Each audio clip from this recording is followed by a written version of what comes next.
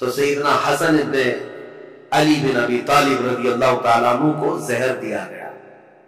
پہلے آپ کو دودھ میں کوئی زہر دیا گیا، اور یہ تاریخ میں آپ کو بتاؤں، جیسے ہی آپ کو زہر دیا گیا رات کو ایسا تڑپتے تھے پوری، اور آپ کو جب بے چینی ہوتی، بے قراری ہوتی، تو حکیم کو نہیں بلاتے تھے، دوڑ کر کے روضہ رسول کے پاس آتے تھے. حضرت حسن مجتبی رضی اللہ تعالیٰ عنہ کو تیسری مرتبہ شربت میں ہیرے کی انی کاٹ کر کے، ٹکڑے کر کے، ہیرا جو ہوتا ہے اس کا جو برادہ ہوتا ہے پاؤڈر، یہ شربت میں ملا کر حضرت امام حسن کو پلایا گیا تھا. حضرت علی رضی اللہ تعالیٰ عنہ اور حضرت امیر معاویہ رضی اللہ تعالیٰ عنہ دونوں کے درمیان یہ خط و کتابت بھی چلتے رہے، صلح کی باتیں بھی چلتی رہیں، لیکن جیسے کہ میں نے کہا سبائی فتنہ یہاں پر بھی موجود تھا دونوں جماعتوں میں، اور دونوں جماعتوں کو جنگ پر بھڑکانے کے لیے شرانگیز دونوں جگہ موجود تھے، بھڑکاتے رہتے تھے. اور اس کے بعد ناگہانی رجب کا مہینہ ختم ہوا تو اچانک ان دونوں میں مٹ بھیڑ ہوئی، جس میں حضرت علی رضی اللہ تعالیٰ عنہ کی طرف سے آئے ہوئی جماعت میں 25,000 لوگ قتل ہوئے تھے. حضرت امیر معاویہ کی طرف سے آئے ہوئے لوگوں میں 45,000 لوگ قتل ہوئے تھے. اس ایک جنگ میں 70,000 لوگ قتل ہوئے. یہ معمولی چیز ہے؟ 70,000 لوگ کاما گئے، جان سے ہاتھ دھو بیٹھے، حتیٰ کہ قتل اتنا ہو چکا تھا کہ ایک ایک دن جنگ کو روکنا پڑتا تھا میتوں کو یعنی کفن پہنانے کے لیے، نماز پڑھنے کے لیے، دفن کرنے کے لیے. ہزاروں عورتیں بیوہ ہو گئیں، ہزاروں کی تعداد میں بچے یتیم ہو گئے اس ایک جنگ میں. پھر حضرت امیر معاویہ نے سمجھ لیا، کیونکہ شامی فوج جو ہے اب کمزور پڑ گئی تھی جو حضرت امیر معاویہ کے ساتھ آئی تھی، اور حضرت علی کے ساتھ جو فوج لڑ رہی تھی وہ عراقی فوج تھی، کیونکہ حضرت علی کا دارالخلافہ کوفہ تھا جو عراق میں ہے. عراقی فوج اور شامی فوج دونوں میں لڑائیاں ہیں، اور حجاز کے لوگ یعنی مدینہ، مکہ، یہاں کے سب لوگ حضرت علی کرم اللہ وجہہ الکریم کے ساتھ. اب حضرت امیر معاویہ نے یہ جب دیکھا کہ شامی فوج 45,000 کی تعداد میں قتل ہو گئی، جو اب تک کی کسی بھی جنگ میں اتنی بڑی تعداد قتل نہیں ہوئی تھی، یہ بہت بڑی تعداد ہے، تو انہوں نے پھر یہ اپنی فوج میں تقریر کرنا شروع کیا کہ اگر شامی فوج اس طرح سے ماری جانے لگ جائے تو پھر جو ہم نے علاقے فتح کیے تھے رومن امپائر سے، وہ تو رومی فوجی عیسائی سب پھر سے ملک شام پر حملہ کریں گے، ہمارے علاقے حاصل کر لیں گے. اور پھر حضرت امیر معاویہ نے عراقی فوج کو بھی بتایا کہ اے عراق کے رہنے والوں، تمہارے بھی 25,000 قتل ہو گئے، اسی طرح سے اگر تمہارا بھی قتل جاری رہا اور یہ جنگ جاری رہی تو جو تم نے علاقے فتح کیے پرشین امپائر سے، یعنی ایران کی جو پہلی کی حکومت تھی کسرا کی، اس سے جو علاقے تم نے فتح کیے، یہ پرشین امپائر کے لوگ جو پجاری ہیں آپ کے، وہ دوبارہ عراق کو حاصل کر لیں گے، اور تمہارے پاس اپنے آپ کو بچانے کے لیے لوگ نہیں رہیں گے. یہ حکمت کے ساتھ، ظاہر سی بات ہے اتنا قتل ہونے کے بعد اب دونوں کے درمیان فکر آ گئی. حضرت علی کرم اللہ وجہہ الکریم نے جب یہ بات سنی تو عراقیوں کو پوچھا تو عراقی پیچھے ہٹنے کو تیار نہیں تھے.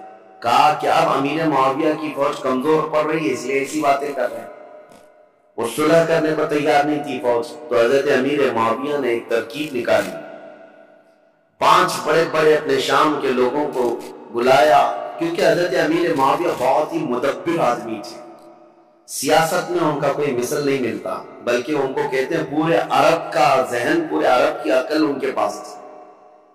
حضرت امیر معاویہ انہوں نے 5 بڑے بڑے قرآن مصحف جس میں قرآن لکھا ہوا تھا، قرآن پاک کے نسخے منگوائے اور کہا قرآن پاک کو اٹھاؤ اور ہم یہ اعلان کرتے ہیں کہ ہم آپس میں قرآن کو حکم بنائیں گے اور اس کے مطابق اپنے آگے کے معاملات طے کریں. اگر حضرت علی رضی اللہ تعالیٰ عنہ اور ان کی فوج اس کا انکار کرتی ہے تو پھر ظاہر سی بات ہے یہ تو کفر ہو جائے گا، قرآن کو حکم ماننے سے انکار کرنا. تو حضرت امیر معاویہ کی یہ ترکیب تھی 5 बड़े बड़े कुरान उठा करके वो लाए और पीछे और भी सैकड़ों लोग कुरान सर पे उठा करके ले आए और ऐलान किया इराकी फौज के सामने, हजरत अली के सामने, कि ये हम लोग जंग बंदी चाहते हैं और कुरान जो है इसको हम हकम बनाना चाहते हैं और इसके मुताबिक हम आगे काम करें। हजरत अली अगर इनकार करते तो इनकी फौज में ही लोग आपके बागी हो जाते कि आपने तो कुरान का इनकार कर दिया। तो हजरत अली रज़ियल्लाहु तआला अन्हु ये सियासत समझ गए। आपने फरमाया हमने जो जंग की है वो इसीलिए कि तुम कुरान के पाबंद बन जाओ, इसीलिए तो हम तलवार उठाए। और आज अगर आपको ये बात लग रही है कि कुरान को हकम बनाया जाए तो इसके सबसे पहले पैरोकार हम होंगे। फिर दोनों की जानिब से ये बात तय पाई कि एक एक सहाबी को हकम बनाया जाए और कुरान और हदीस रसूल के मुताबिक वो फैसला करे। तो हजरत अमीर मुआविया ने अपने मुशीर खास यानी उनके बहुत करीबी थे अम्र बिन आस रज़ियल्लाहु ताला सहाबी हैं जिन्होंने मिस्र फतह किया, वो हजरत अमीर मुआविया के करीबी थे। हजरत अमीर मुआविया ने उनको हकम बना दिया। हजरत अली रज़ियल्लाहु ताला अन्हु की तरफ से हजरत अबू मूसा अशअरी ये निहायत सादा दिल थे और हर एक के मुतालिक अफ़्व दरगुज़र का मामला अपने अंदर रखते थे। जैसे अपने लिए सोचते थे ऐसे ही दूसरे के लिए भी ख्याल रखते थे। हालांकि अबू मूसा अशअरी रज़ियल्लाहु ताला ये कूफा के गवर्नर रहे हैं, मुदब्बिर रहे, ज़हीन रहे, लेकिन हजरत अली उनके हकम बनाने के हिमायत में नहीं थे, लेकिन लोगों की जोर जबरदस्ती पर उनको हकम बनाया। मसला तारीख का है इसलिए मैं आपको बता रहा हूं। फिर इसीलिए मैं तारीख दोहराता हूं कि कोई ढकोसलाबाजी करते हुए तुम्हें फिर गुमराह न कर दे। हकीकत क्या हुई और क्या हुआ था ये जानना आपके लिए एक बार जरूरी। दोनों ने हकम बनाया। हजरत अम्र बिन आस ये हमेशा अपने तदब्बर और तफक्कुर को काम में लाते और जब भी हजरत अबू मूसा अशअरी आते तो उनका निहायत शानदार इस्तेकबाल और ताज़ीम और तकरीम करते और कहते अबू मूसा अशअरी आप मुझसे रुतबे में बड़े हैं, आप रसूलुल्लाह के सहाबी हैं, आपसे पहले मैं हो ही नहीं सकता।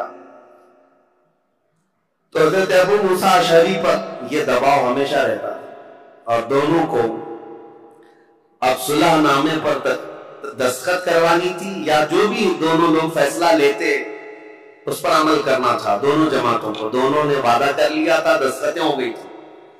अब ये दोनों सहाबा को टाइम दिया गया, रमजान शुरू होने से पहले पहले तक आप अपना हकमनामा या जो आपका फैसला है सुना दें। एक जगह भी मुंतखब कर ली गई, उस जगह पर जाकर के अपना फैसला सुनाएंगे। अब दोनों आपस में बैठ करके जो बातें करते हैं, हजरत अबू मूसा अशअरी और हजरत अम्र बिन आस दोनों में बहुत लंबी गुफ्तगू हुई है। अब वो जरूरियात में से नहीं है जिसको बयान करना, क्योंकि हजरत अबू मूसा अशअरी ये पूछते थे अम्र बिन आस से आप किस एतबार से अमीर मुआविया को खिलाफत का हकदार समझते हैं, जबकि अभी हजरत अली बिन अबी तालिब हमारे दरमियान मौजूद हैं और रसूलुल्लाह के दामाद हैं, उनकी फजीलतें आपसे छुपी हुई नहीं है। हजरत अम्र बिन आस ने भी इसी तरह की गुफ्तगू की। बहरहाल इस पूरी गुफ्तगू का जो खुलासा निकला वो मैं बताता हूं। हजरत अम्र बिन आस कहते थे हमेशा कि आप पहले बताएं आप चाहते क्या।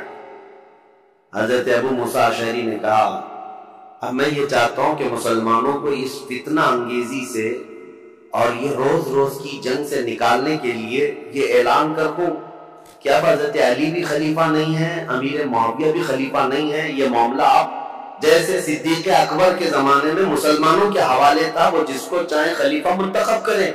रसूलुल्लाह सल्लल्लाहु अलैहि वसल्लम की वफात के बाद जो हालात हुए थे, मैं ये चाहता हूं कि मुसलमानों के हवाले ये कर दिया जाए और फिर से वो मुंतखब करें। हजरत अम्र बिन आस ने कहा बिल्कुल आप सही सोचते हैं। हजरत अम्र बिन आस भी इसी ख्याल के हामी रहे, लेकिन बहरहाल दोनों हकम थे, दोनों सहाबी थे।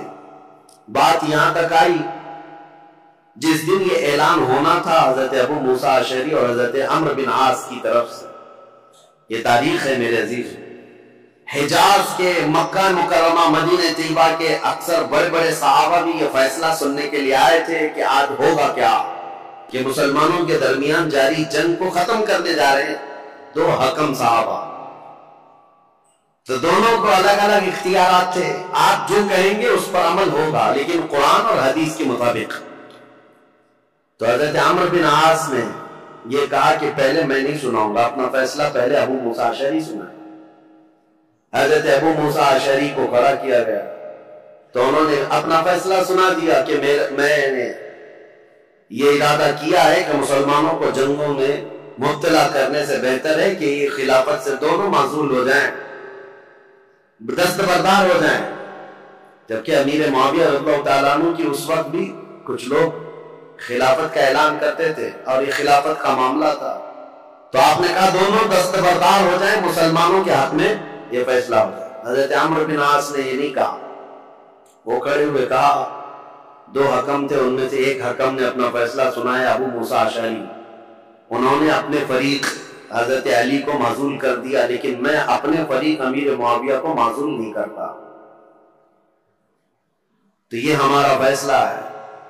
اس بات پر بہت بڑا ہنگامہ ہوا، پھر بات یہاں کو پہنچی کہ ان دونوں حکموں کی بات تسلیم کی جانی تھی، لیکن شامی الگ باقی ہو گئے، عراقی الگ باقی ہو گئے۔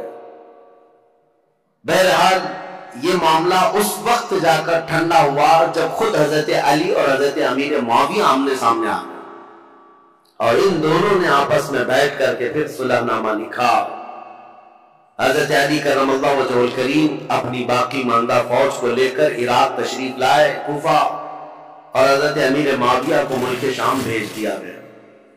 یہ معاملات جو ہوئے 37 ہجری میں، یعنی حضرت علی رضی اللہ تعالیٰ عنہ کی خلافت قائم ہو چکی تھی 35 ہجری میں، 37 ہجری میں یہ سب حالات ہوئے۔ پھر حضرت علی کرم اللہ وجہہ الکریم کوفہ تشریف لے گئے، 40 ہجری میں حضرت علی کا انتقال ہو گیا۔ کل یہاں تک کے حالات میں آپ کے سامنے بیان کر چکا تھا، چونکہ یہ جنگ صفین کے بارے میں کل مختصراً عرض کیا تھا، آج میں نے اس کو ڈیٹیل میں آپ کے سامنے رکھ دیا۔ دونوں جنگیں اس میں مسلمانوں کا بڑا خسارہ ہوا ہے، جنگ جمل ہو کہ جنگ صفین، دونوں جنگوں میں مسلمان شہید ہوئے۔ لیکن جانتے ہو ان جنگوں کے بارے میں تمہارا موقف کیا ہے، ہمارا موقف کیا ہے، شیعہ لوگوں کا موقف کیا ہے، یہ اپنی جگہ پر خود مولا علی کرم اللہ وجہہ الکریم کا موقف کیا ہے یہ ہم دیکھتے ہیں۔ جنگ صفین میں جو قتل ہو کر کے گرے ہوئی تھی لاشیں، جنگ کے بعد حضرت علی رضی اللہ تعالیٰ عنہ میدان سے گزرتے، یہ بھی حدیث موجود ہے، روایت موجود ہے، ابن عساکر کی روایت، حضرت علی رضی اللہ تعالیٰ عنہ میدان سے گزرتے تھے، اور جب اپنی فوج کے جو مقتول تھے، شہید تھے، ان کو دیکھتے اور کہتے یہ جنتی لوگ ہیں جو شہید ہو گئے، اور پھر ادھر کی جماعت کے جو لوگ قتل ہوئے تھے ان کی لاشوں کے پاس جاتے، حضرت علی کہتے یہ جو جتنے قتل ہوئے جنتی لوگ۔ میرے عزیزو، دونوں کے متعلق یہ بات کہنا، یہ آپ کو سمجھنا چاہیے کہ جس امام کے سامنے یہ معاملات درپیش تھے، انہوں نے خود کہا کہ دونوں طرف مسلمان ہیں، اور جو تلواریں اٹھی ہیں وہ غلط فہمی کی وجہ سے اٹھی ہیں یا کسی فتین کی فتنہ انگیزی کی وجہ سے اٹھی ہیں، ان کی اجتہادی خطا ہے۔ لیکن بعد کے آنے والے اکابر علماء اور اکابر ائمہ اکرام جتنے بھی ہیں، سبوں نے یہی کہا ہے جنگ میں دونوں طرف صحابہ تھے، لیکن حق پر علی بن ابی طالب تھے، سیدنا مولا علی کرم اللہ وجہہ الکریم تھے۔ خیر، 40 ہجری میں جب آپ کا انتقال ہوا تو اب خلافت کا مسئلہ پھر سے آ گیا۔ میں نے آپ کو شروع سے بتایا ہے تاریخ اسلام میں خلافت کا انتخاب، خلیفہ کا انتخاب، یہ بہت اہم مسئلہ ہوتا ہے۔ اس وقت بڑی جنگ ہو سکتی ہے، اس جنگ کو ختم کرنا، ارے میاں یہاں چھوٹے الیکشن میں جنگیں ہو جاتی ہیں، وہ خلیفہ اسلام کا انتخاب اور بہت اہم ذمہ داری ہوتی ہے۔ تو حضرت علی رضی اللہ تعالیٰ عنہ کے انتقال کے بعد جتنے کوفہ کے لوگ تھے، مولا علی کرم اللہ وجہہ الکریم کے جتنے حمایتی لوگ تھے، اور مدینہ مکہ مکرمہ میں جتنے لوگ مولا علی کرم اللہ وجہہ الکریم کے لوگ ان کی جماعت کے، ان کے حامیان میں سے تھے، سبوں نے یہ اعلان کیا کہ حضرت علی کے بڑے بیٹے حسن، امام حسن مجتبیٰ کو خلافت پر فائز کیا جائے۔ حضرت امام حسن کو لوگوں نے بٹھا دیا کرسی خلافت پر اور سب ان کے ہاتھوں پر بیعت کرنے لگے۔ حضرت امام حسن مجتبیٰ رضی اللہ تعالیٰ عنہ نے بیعت بھی لی۔ یہ 5ویں خلیفہ ہیں، تاریخ ہے 5ویں خلیفہ ہیں، اور خلافت راشدہ کا جو 30 سال کا پیریڈ ہے اس کے اندر ہی ہے۔ ابھی 6 مہینے باقی ہیں خلافت راشدہ کے 30 سال حضور نے فرمایا۔ یہ سارے 29 سال ہوئے تھے حضرت ابوبکر صدیق سے لے کر حضرت علی تک، جب حضرت علی کا انتقال ہوا سارے 29 سال ہوئے تھے۔ اور اسی کے بعد حضرت امام حسن نے بھی اعلان کیا، اور ادھر ملک شام میں دمشق میں حضرت امیر معاویہ نے اپنی خلافت کا اعلان کیا، اور شام کے جتنے لوگ تھے وہ سب کے سب حضرت امیر معاویہ کے ہاتھ پر بیعت کرنے۔ اب یہ خلافت کا تنازع یعنی بیک وقت 2 خلیفہ کا اعلان، یہ سب سے پہلے خلافت راشدہ کے بعد۔ حضرت علی کے زمانے میں کبھی بھی حضرت امیر معاویہ نے اپنے خلیفہ ہونے کا اعلان نہیں کیا، یہ کہتے رہے کہ خلافت کے حقدار ہم بھی ہیں، لیکن خلیفہ ہونے کا عام اعلان کبھی نہیں کیا۔ اور حضرت علی کے انتقال کے بعد بیک وقت 2 خلیفہ کا اعلان۔ اہل مدینہ جتنے تھے وہ سب حضرت امام حسن کے ہاتھ پر بیعت کیے، اہل مکہ جتنے تھے وہ امام حسن کے ہاتھ پر بیعت کیے، اہل عراق جتنے تھے وہ امام حسن کے ہاتھ پر بیعت کیے۔ اب سیدنا امام حسن کی خلافت کا دور ہے، تو ظاہر سی بات ہے میرے عزیزوں، کچھ باتیں امام حسن مجتبیٰ کی سننا بھی ضروری ہے۔ رسول اللہ صلی اللہ تعالیٰ علیہ وسلم کے یہ وہ عظیم نواسے ہیں جن کو خود رسول اللہ میں اپنا بیٹا کہتے تھے، اور مدینے میں موجود صحابہ کہتے ہیں رسول کریم صلی اللہ تعالیٰ علیہ وسلم سے سب سے زیادہ ملتی جلتی شکل اگر کسی کی تھی تو امام حسن مجتبیٰ کی تھی۔ ان کے چہرے پاک کو دیکھتے لوگ تو حضرت امام حسن مجتبیٰ رضی اللہ تعالیٰ عنہ حضور کو یاد کرتے تھے۔ اور امام حسن کی فضیلت کیا تھی؟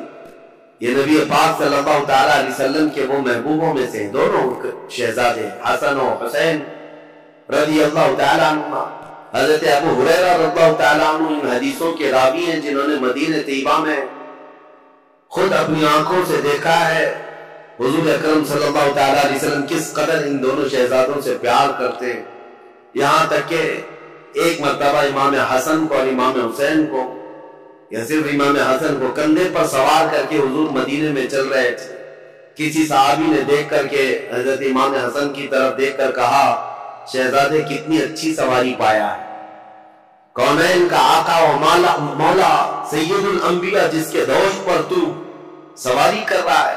نبی پاک صلی اللہ تعالیٰ علیہ وسلم نے اس صحابی سے فرمایا تم نے صرف سواری دیکھا، یہ بھی تو دیکھو سوار بھی کتنا اچھا ہے، سوار بھی کتنا اچھا ہے۔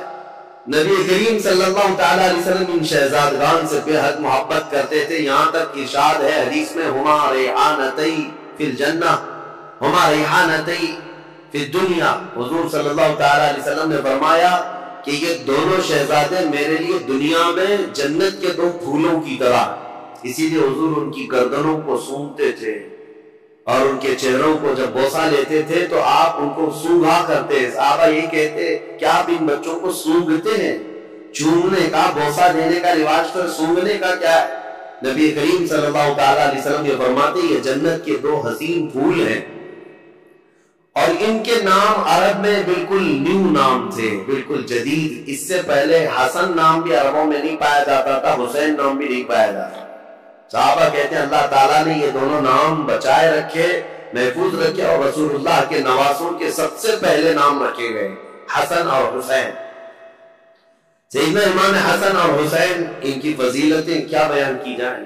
اب چونکہ امام حسن کی خلافت کا دور ہے تو ان کے بچپن کے حالات، نبی کریم صلی اللہ تعالیٰ علیہ وسلم کی آغوش تربیت میں انہوں نے پروان چڑھی پایا ہے، تو اس سے بہتر اور کیا چیز بیان کی جائے جن کو نبی کریم صلی اللہ تعالیٰ علیہ وسلم نے اپنے ہاتھوں سے کھلایا ہو، اپنے ہاتھوں سے سلایا ہو، اپنے ہاتھوں سے پہنایا ہو، اور جب حضور نماز میں چلے جائیں تو یہ بچے حضور پر سوار ہو جائیں۔ اس قدر حسین اور خوش نما ماحول میں انہوں نے تربیت پائی ہے مدینہ طیبہ میں. نبی کریم صلی اللہ تعالی علیہ وسلم کی آغوش محبت میں پروان چڑھنے والے یہ جوانوں کی فضیلتیں بیان سے باہر ہے. حضور نے فرمایا میرے یہ دونوں بچے جنتی جوانوں کے سردار ہیں. اور حضور اکرم صلی اللہ تعالی علیہ وسلم نے خاص امام حسن کے لیے جو ایک بات فرمائی، چونکہ خلافت امام حسن کی بات چل رہی ہے. ایک بار رسول پاک صلی اللہ علیہ وسلم خطبہ دے رہے تھے ممبر پر کھڑے تھے، تو امام حسن ایک پاؤں کو پکڑے ہوئے تھے حضور صلی اللہ علیہ وسلم کے، حضور کے قدم مبارک کو پکڑے ہوئے تھے. جب حضور ممبر پر خطبہ دے رہے، نبی کریم صلی اللہ تعالی علیہ وسلم نے خطبہ دیتے دیتے لوگوں کو یہ ارشاد فرمایا، لوگوں اس بچے کو پہچانو، ایک دور آئے گا میرا یہ بچہ سردار ہوگا اور میری امت کی دو بڑی جماعتوں میں صلح کر آئے گا. حضور صلی اللہ تعالی علیہ وسلم کا فرمان کب؟ جب امام حسن کی عمر بہت چھوٹی سی تھی، بچپن میں رسول پاک صلی اللہ تعالی علیہ وسلم کا قدم پاک پکڑ کر بیٹھے ہوں خطبے کے دوران، اس وقت رسول اللہ نے بشارت دی تھی کہ میرا یہ بیٹا سردار ہوگا اور دو بڑی جماعتوں میں صلح کرائے گا. بہرحال فضیلتیں بیان سے باہر ہیں. آپ نہایت ہی متقی پرہیزگار، یہاں تک کہ صحابہ اور تابعین نے کہا ہے، امام حسن بصری اور دیگر تابعین سے یہ روایت ہے کہ امام حسن بصری سے زندگی بھر میں کسی نے سخت جملہ نہیں سنا. ایک ہی مرتبہ ان کا عمیر بن عثمان ان سے کچھ زمین کے معاملات کو لے کر کے مسئلہ ہوا. انہوں نے بہت انہیں سمجھایا، بہت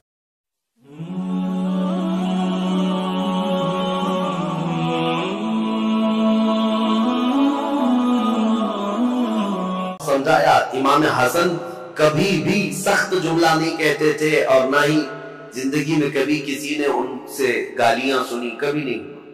حضرت امام حسن بہت بردبار کس کو کہتے ہیں؟ سب سے زیادہ برداشت کی طاقت رکھنے والا. امام حسن کے اندر یہ جذبہ تھا، کبھی کسی کے خلاف سخت جملہ استعمال نہیں کیا. عمیر بن عثمان سے جب یہ معاملہ ہوا تو لوگوں نے آ کر کے کہا کہ آپ کی ساری دلیلیں، ساری باتیں انہوں نے رد کر دی، وہ ماننے کو تیار نہیں.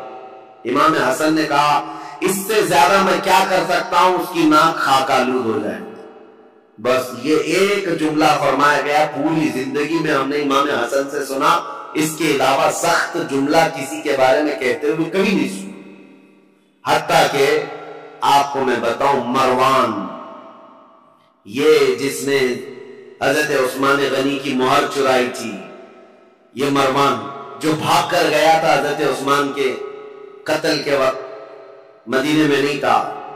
یہ حضرت علی رضی اللہ تعالیٰ عنہ کی وفات کے بعد جب امیر معاویہ نے ملک شام میں خلافت کا اعلان کیا تو مروان کو مدینے کا گورنر بنا کر بھیج دیا.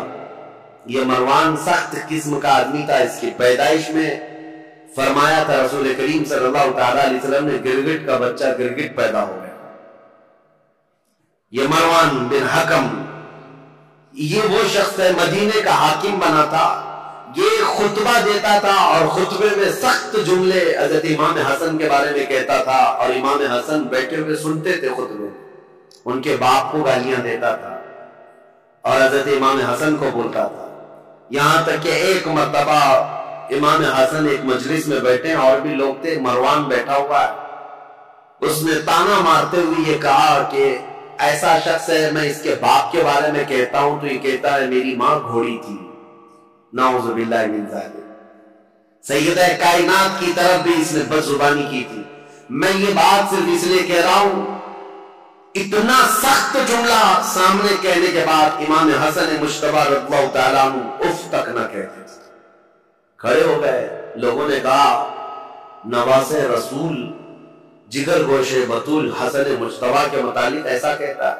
حضرت امام حسن یہ کہتے کہ اے لوگوں، تم سب کے سامنے اللہ نے مجھے سورج کی طرح ظاہر رکھا ہے، میرے اندر کوئی ایسی چیز نہیں، اور جو کچھ مروان کہتا ہے اگر میں بدلے میں کچھ کہہ دوں تو اس کی بات کا بدلہ کم ہو جائے گا، اس کے لیے سب سے بہترین انتقام اللہ کی ذات ہے۔ یہ امام حسن کہتے تھے، اس کے جملے اتنے بڑے ہیں کہ اگر میں بدلہ لے لوں تو یہ کم ہو جائے گا، اس کے انتقام کم ہو جائے، اس لیے میں اللہ رب العزت کے سپرد کرتا ہوں۔ بردباری، برداشت کی طاقت امام حسن کے اندر اتنی زیادہ تھی۔ ان کو گالیاں دی گئی ہیں، ان کے خلاف برا بھلا ان کے مدینے میں کہا جاتا رہا۔ بہرحال امام حسن رضی اللہ تعالیٰ عنہ نے جیسے ہی خلافت کا اعلان کیا، حضرت امیر معاویہ نے بھی خلافت کا اعلان کیا تھا، تو انہوں نے پھر سے فوج کشی کا ارادہ کر لیا کہ ایک وقت دو خلیفہ کا اعلان مسلمانوں میں انتشار پیدا کر دے گا۔ امیر معاویہ نے ملک شام کی جتنی فوج تھی وہ جمع کی اور کہا حسن بن ابی طالب سے کہہ دو، کیونکہ امیر معاویہ 22 سال سے گورنر تھے ملک شام اور خلافت کا اعلان کیا تھا، بہت سارے لوگوں نے وہاں ان کی بیعت کو مان بھی لیا تھا۔ اب حضرت امیر معاویہ رضی اللہ تعالیٰ اپنی خلافت کے متعلق سب سے بیعت بھی لے رہے تھے، تو امام حسن کے ساتھ جنگ ہونے والی تھی، جیسے جنگ جمل ہوئی، جنگ صفین ہوئی، اور حضرت امام حسن جانتے تھے کتنے مسلمانوں کو قتل وہ دو جنگوں میں ہوا۔ ایک جنگ میں 12,000 اور دوسری جنگ میں 70,000 قتل ہوئے تھے۔ اب یہ خلافت کے چکر میں تیسری جنگ ہو سکتی تھی۔ امام حسن مجتبی رضی اللہ تعالیٰ کوفہ والوں کو جمع کرتے اور پوچھتے ہیں تمہارا کیا خیال ہے؟ سارے جمع ہوئے اور کہا علی بن ابی طالب کے بعد سب سے افضل جماعت میں آپ ہیں اور خلافت کا حق صرف اہل بیت کو ہونا چاہیے۔ یہ ساری باتیں کوفہ والوں کی تھی، انہوں نے حضرت امام حسن سے کہا، تو حضرت امام حسن نے کہا چلو میرے ساتھ، امیر معاویہ ملک شام سے نکلے ہوئے، ہم کسی جگہ آمنے سامنے ہونے والے ہیں۔ کوفہ والے بھی نکلے امام حسن کے ساتھ اور ملک شام سے امیر معاویہ کے ساتھ ایک فوج، لیکن جس جگہ ان دونوں فوجوں کا آمنا سامنا ہوا، امام حسن جنگ کی نیت سے نہیں آئے تھے، سیدھے حضرت امیر معاویہ کے پاس گئے، کہا پچھلی جنگوں کے تلخ تجربے میرے سامنے ہیں، اس کے کڑوے نتیجے مجھے پتا ہیں، خون بہے گا ہمارے درمیان یا تمہارے درمیان، میں خلافت کا یہ کڑوا مزہ نہیں لینا چاہتا، لہذا میں تم سے کچھ شرائط پر صلح کرنا چاہتا ہوں۔ حضرت امیر معاویہ نے کہا بتائیے آپ، وہ حضور صلی اللہ تعالیٰ علیہ وسلم کے نواسے ہیں، حضرت علی کے بیٹے امیر معاویہ، ایسا نہیں ہے کہ ان کی بے حرمتی کرتے تھے یا توہین کرتے تھے، نہیں، عزت بھی کرتے تھے، خلافت کا معاملہ ہے۔ تو حضرت امام حسن نے صلح نامہ لکھوایا، شرائط لکھوائے، اس میں پہلی یہ تھی کہ امیر معاویہ کے انتقال کے بعد خلافت پھر امام حسن کے پاس آ جائے، دوسری یہ تھی کہ جو علاقے مدینے کے مکہ کے جو لوگ حضرت علی کرم اللہ تعالی وجہ الکریم کے حامی ہیں ان سے کوئی سختی نہیں کی جائے گی، باز پرس نہیں کیا جائے گا، یا جو جنگوں میں تمہارے سامنے آ چکے تھے ان سے کوئی بدلہ نہیں لیا جائے گا، کیونکہ اب آپ خلیفہ بن رہے ہیں، آپ کے خلاف جو جنگیں ہوئی ہیں اس زمانے میں، اب ان کو پکڑ کر کے مارا جائے یا ان کو قید کیا جائے، یہ نہیں ہوگا۔ یہ سب شرطوں میں حضرت امام حسن نے لکھوایا اور کہا کہ اہل حجاز، مکہ مدینے والوں کا اور اہل بیت کا خاص خیال کیا ہے۔ حضرت امیر معاویہ نے ان تمام شرائط کو قبول کر لیا، سب منظور ہیں۔ پھر ہر سال 1,00,000 دینار امام حسن مجتبی رضی اللہ تعالیٰ عنہ کو نظر کیے جانے پر یہ صلح منظور ہوئی۔ حضرت امیر معاویہ واپس چلے گئے اور امام حسن بھی اپنی فوج کو لے کر واپس آئے اور کوفہ میں آپ نے منبر پر کھڑے ہو کر کے اعلان کیا کہ اے لوگوں، میں اس خلافت سے دستبردار ہو گیا جس کے لیے مسلمانوں کا خون بہتا جا رہا ہے، میں نے معاویہ بن ابی سفیان کے حوالے اس خلافت کا ذمہ دے دیا ہے۔ یہ اعلان کرنے کے بعد اب پورے خطہ اسلام میں ایک ہی خلیفہ تھا، وہ امیر معاویہ کے ساتھ۔ امام حسن 6 مہینے تک خلیفہ رہے اور 6 مہینے کے بعد دستبردار ہو گئے۔ اس اعتبار سے خلفائے راشدین میں حضرت امام حسن کا بھی نام آتا ہے۔ وہ 6 مہینے جو بچے تھے وہ خلافت راشدہ کے، اس میں امام حسن نے خلافت کی۔ لیکن ظاہر سی بات ہے کچھ لوگ چڑھاتے ہیں، کچھ لوگ اتارتے ہیں، یہ ہر زمانے میں رہتے ہیں۔ حضرت حسن کے بہت سارے لوگ مخالف ہو گئے کوفہ میں، کہا ہم تو آپ کے لیے جان لٹانے والے تھے، ہم تو آپ کے لیے گردنیں لٹانے والے تھے، آپ نے تو جا کر اس سے صلح کر لی، ہم آپ کی صلح کو نہیں مانتے، آپ کو خلیفہ ہونا چاہیے تھا۔ زور زبردستی حضرت امام حسن نے کہا میں نے خلافت کے سارے دور دیکھے ہیں، صدیق اکبر سے لے کر میرے باپ علی بن ابی طالب تک جو معاملات ہوتے رہے، لیکن اب وہ زمانہ نہیں رہا جس میں اکابر صحابہ تھے، بدر میں شریک، احد میں شریک، فتح مکہ میں، وہ صحابہ کی تعداد کم ہو گئی ہے۔ اے لوگوں، اب خلافت نہیں، اب ملوکیت آ گئی، اب بادشاہت آ گئی ہے، اور میں نہیں چاہتا کہ یہ بادشاہت کا دھبا آل رسول کے دامن میں بھی آئے۔ یہ حضرت امام حسن کا اعلان تھا، وہ بادشاہت کا داغ نہیں لینا چاہتے تھے، کیونکہ دنیا بات کو یہ نہ کہے کہ رسول اللہ کے شہزادے خلافت راشدہ کے بعد پھر بادشاہ بن گئے، نہیں، میرے آقا صلی اللہ تعالیٰ علیہ وسلم جن شہزادوں کو چوما کرتے تھے ان شہزادوں نے خلافت کو یوں دے دیا۔ حضرت امیر معاویہ کے جانے کے بعد میرے عزیزوں یہ ایک ایسی عظیم صلح تھی پورے اسلامی تاریخ میں جس نے بہت بڑی جنگ کا ناکہ بند کر دیا تھا، ختم ہو گئی، جنگیں ختم ہو گئی۔ اب یہاں پر ان کی صلح کے بعد رسول مختار صلی اللہ تعالیٰ علیہ وسلم کی وہ حدیث یاد کرو جب میرے آقا نے منبر پر کھڑے ہو کر کے امام حسن مجتبیٰ کے لیے کہا تھا میرا یہ بیٹا سردار ہوگا اور میری امت کی دو بڑی جماعتوں میں صلح کرائے گا۔ اس مخبر صادق صلی اللہ علیہ وسلم کے فرمان کو امام حسن نے سچ ثابت کر دکھایا۔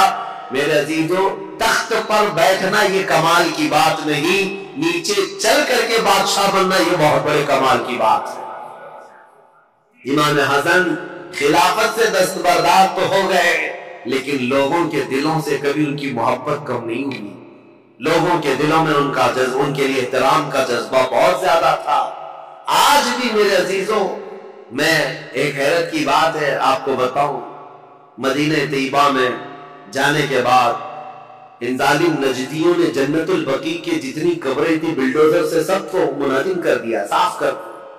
پہلے سب کی قبریں تھی، سیدہ کائنات فاطمہ الزہرا کی، سیدنا امام حسن کی وہیں پر مدینہ طیبہ میں، اور امام باقر، امام زین العابدین یہ وہاں پر ہیں، اور کئی ازواج، ساری ازواج مطہرات حضور کی، دو بیویوں کو چھوڑ کر، اور حضور صلی اللہ تعالیٰ علیہ وسلم کے کثیر صحابہ، عثمان ابن عفان، سب وہاں جنت البقیع میں سب کو بلڈوزر سے ختم کر دیا۔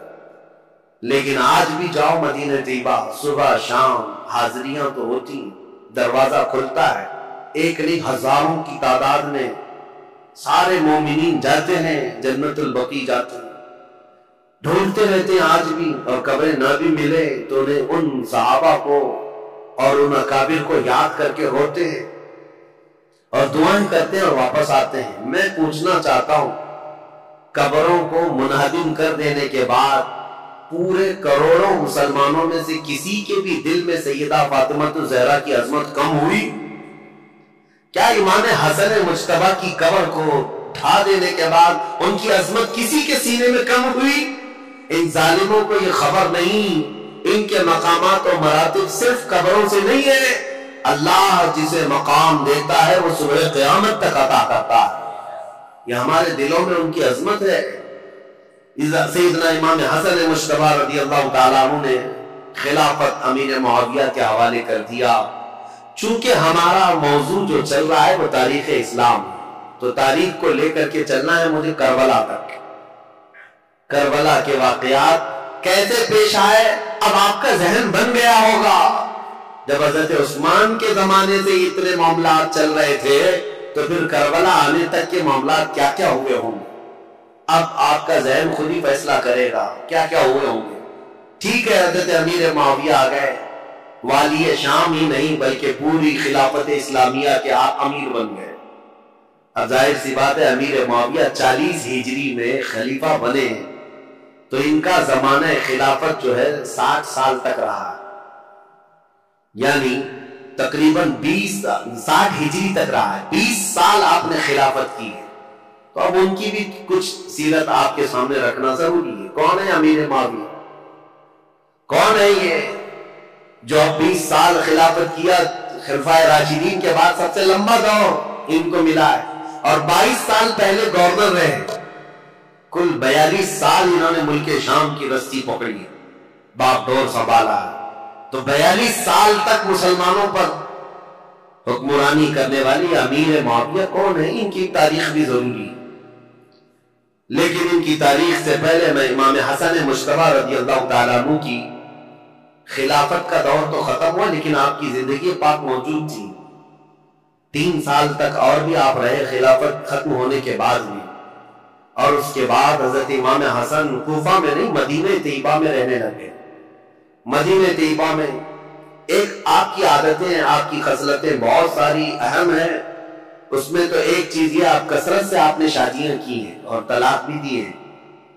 اس کی ایک وجہ یہ بتائی جاتی تھی کہ لوگ، حضرت علی جو ہے اعلان کرتے بھی تھے منبر پر کہ اے لوگوں، کوفہ کے لوگوں، میرے بیٹے حسن کو اپنی بیٹیاں مت دینا، یہ طلاق دے دیتا ہے.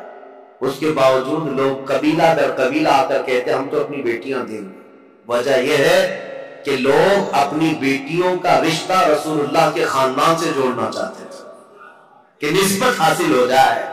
اور حضرت امام حسن مجتبی رضی اللہ تعالیٰ عنہ نے صرف نسبت دینے کے لیے شادیاں فرمائیں. اخیر زمانے میں جب آپ مدینہ طیبہ میں تھے تو سیدنا حسن ابن علی بن ابی طالب رضی اللہ تعالیٰ عنہ کو زہر دیا گیا. پہلے آپ کو دودھ میں کوئی زہر دیا گیا، اور یہ تاریخ میں آپ کو بتاؤں، جیسے ہی آپ کو زہر دیا گیا رات کو ایسا تڑپتے تھے پوری، اور آپ کو جب بے چینی ہوتی، بے قراری ہوتی تو حکیم کو نہیں بلاتے تھے، دوڑ کر کے روضہ رسول کے پاس آتے تھے، ان کے روزے کو پکڑ کر کے لپٹ جاتے تھے. اور تھوڑی دیر کے بعد حضرت امام حسن کے منہ سے وہ زہر نکل جاتا یا قے ہو جاتی، اور آپ کو آرام مل جاتا اور آپ آتے. ایک بار ہوا، 2 بار ہوا، دوسری مرتبہ بھی زہر دیا گیا. اور اس کے بعد پھر آپ روزے رسول پر آتے تھے اور اللہ کے حبیب صلی اللہ تعالیٰ علیہ وسلم سے استغاثہ کرتے. لوگ آج ہم سے یہ سوال کرتے ہیں کہ حضور کے انتقال کے بعد، وفات کے بعد مانگنا حرام ہے. ان کے نواسے زہر پینے کے بعد خود رسول اللہ کی بارگاہ میں حاضر ہوتے اور شفا کی امید سے جاتے کہ اگر میرے مصطفیٰ دعا کر دے تو اللہ تعالیٰ شفا عطا فرمائے گا. اور یہی حسن مجتبی کا عقیدہ ہے جو بریلی کے امام نے دیا تھا. کیا ہے بریلی کے امام نے یہ ہمیں بتایا تھا، شافی و نافی ہو تم، وافی و کافی ہو. حضرت حسن مجتبی رضی اللہ تعالیٰ عنہ کو تیسری مرتبہ شربت میں ہیرے کی انی کاٹ کر کے، ٹکڑے کر کے، ہیرا جو ہوتا ہے اس کا جو برادہ ہوتا ہے پاؤڈر، یہ شربت میں ملا کر حضرت امام حسن کو پلایا گیا تھا. اور جیسے ہی یہ پلایا گیا، حضرت امام حسن رضی اللہ تعالیٰ عنہ کے پیٹ میں اتنی سخت تکلیف ہوئی کہ پوری انتڑیاں کٹ کٹ کر کے آپ کے منہ سے باہر آ گئی. ہیرا اگر کٹا ہوا ہیرا اگر کسی کے پیٹ میں چلا جائے تو وہ پوری انتڑیوں کو اور کلیجے کو سب کو پھاڑ دیتا ہے. حضرت حسن مجتبی رضی اللہ تعالیٰ عنہ کو ہیرے کی انی کاٹ کر کے شربت میں ملا کر پلایا گیا، اور انتڑیاں کٹ کر کے جب باہر آتی تھی اس وقت بھی آپ روضہ رسول کے پاس تھے. امام حسین رضی اللہ تعالیٰ عنہ اس وقت آپ کے پاس موجود تھے، اور آپ لپٹ کر کے روتے تھے اور کہتے تھے بھائی جان، آپ کو پتا ہے کس نے آپ کو زہر دیا اور کون یہ کام کر رہا ہے؟ اللہ کے لیے اللہ کا واسطہ دیتا ہوں مجھے بتا دے. حضرت امام حسن کیا کہتے اپنے سگے بھائی امام حسین سے؟ کہتے کہ اگر میں بتا دوں جس کے بارے میں مجھے شک ہے، اور اگر وہ نہیں ہوا حقیقت میں، تو بلا وجہ میں کسی ایک شخص کے اوپر تہمت لگانے کے جرم میں قیامت کے دن پکڑا جاؤں گا. اور اگر وہی شخص ہے جس نے مجھے زہر دیا ہے میرے کہنے کے بعد، اگر وہی شخص ہے تو اس کو تو تم قتل کر ڈالو گے. اور شک میں ایک آدمی کا قتل ہمیشہ سر پر بوجھ رہتا ہے. اسی لیے میں یہ معاملہ اللہ کے حوالے کرتا ہوں۔ بہت سارے لوگ شیعہ لوگوں نے تو روایت یہی بیان کی ان کی بیوی نے زہر دیا، بہرحال روایتیں الگ الگ لائی گئی، لیکن صحیح روایت سے ثابت نہیں۔ امام حسن نے کبھی یہ نہیں کہا کس نے زہر دیا، یہاں تک کہ اپنے بھائی امام حسین رضی اللہ تعالیٰ عنہ کو کئی وصیتیں انہوں نے فرمائی، اور ایک وصیت امام حسن کی یہ تھی، سنیے بڑی دردناک بات ہے۔ اپنے انتقال سے پہلے اپنے بھائی امام حسین سے کہا، میرے چھوٹے بھائی میری یہ خواہش ہے میرا جب انتقال ہو تو ماں عائشہ صدیقہ کے پاس جائیں اور ان سے اجازت لیں ان کے حجرے میں جہاں رسول اللہ صلی اللہ تعالیٰ علیہ وسلم دفن ہے حسن کو بھی جگہ دے دی جائے، میں وہیں دفن ہونا چاہتا ہوں، اور اگر اس مسئلے میں کوئی اختلاف ہو جائے یا کوئی تعارض کرے یا کوئی معاملہ پیش آنے لگ جائے تو پھر تمہارے لیے وصیت ہے کہ میری ماں کے قدموں میں جنت البقیع میں دفن کر دیا جائے۔ امام حسین کو یہ جو وصیت کی، حضرت ابو ہریرہ بھی وہاں تھے۔ انتقال ہو گیا، آپ کی جنازہ پڑھی گئی، فرمایا گیا کہ اس دن پورے مدینے میں آپ کے جنازے پر اتنی بھیڑ تھی کہ اگر اوپر سے سوئی گرائی جاتی تو زمین پر نہیں گرتی، اتنے لوگوں کا مجمع تھا، پورا مدینہ بھر گیا تھا، بے اختیار لوگوں کی چیخیں نکلی تھی مدینہ طیبہ، کیونکہ امام حسن کو مدینہ طیبہ میں بچپن سے لوگوں نے دیکھا تھا۔ اب حضرت امام حسین سیدہ عائشہ صدیقہ کے گھر آئے، ام المومنین اس وقت باحیات تھی، سیدہ عائشہ صدیقہ رضی اللہ تعالیٰ عنہ سے آ کر کے کہا کہ میرے بھائی کی خواہش تھی کہ رسول اللہ صلی اللہ تعالیٰ علیہ وسلم کے حجرے میں دفن ہو جائیں۔ حضرت عائشہ صدیقہ نے اجازت دی تھی، میری طرف سے اجازت ہے، جاؤ۔ رسول اللہ صلی اللہ علیہ وسلم ان سے بے حد پیار کرتے تھے، بہت محبت کرتے تھے، اگر وہ رسول اللہ کے پہلو میں رہیں گے تو یہ ان کا حق ہے۔ امام حسن کے لیے ماں عائشہ صدیقہ نے اجازت دے دی، اور جب امام حسین آئے تو مدینے کا جو گورنر تھا مروان، جس کو گورنری دی گئی تھی، والی مدینہ بنا تھا، حاکم تھا، یہ آیا اور تلوار نکال کر کھڑا ہو گیا، کہا کہ جب یہاں پر عثمان بن عفان نہیں دفن ہوئے تو پھر میں علی کے بیٹے کو بھی یہاں دفن ہونے نہیں دے سکتا۔ تلوار نکل گئی، حضرت امام حسین نے بھی تلوار نکالی تھی اس وقت کہ نہیں، طاقت کے زور پر ہی صحیح میرے بھائی حسن کا یہ حق ہے، وہ رسول اللہ کے قدموں میں دفن ہوں گے۔ لیکن جب یہ جنگ ہونے جیسی نوبت آئی تو حضرت امیر معاویہ، حضرت ابو ہریرہ رضی اللہ تعالیٰ عنہ جو کثرت سے رسول اللہ کی حدیثوں کے راوی ہیں، وہ اس وقت امام حسین کے پاس آئے اور کہا، پہلے تو انہوں نے مروان کو اتنی ڈانٹ لگائی اور کہا تو ظلم کی تلوار اپنے ہاتھ میں پکڑا ہے، تجھے پتا ہے کس کے متعلق یہ بات کی جا رہی ہے؟ رسول اللہ کے نواسے ہیں، جن کے گھر سے پوری دنیا میں شریعت نکلی ہے، جن کے گھر بے اجازت جبرائیل نہیں آتے تھے، تجھے پتا ہے۔ اور اس کے بعد جب وہ سرفرا شخص مروان جنگ پر آمادہ تھا تو حضرت ابو ہریرہ نے امام حسین کو یہ سمجھایا، کہا کیا آپ کو اپنے بڑے بھائی کی یہ وصیت یاد نہیں؟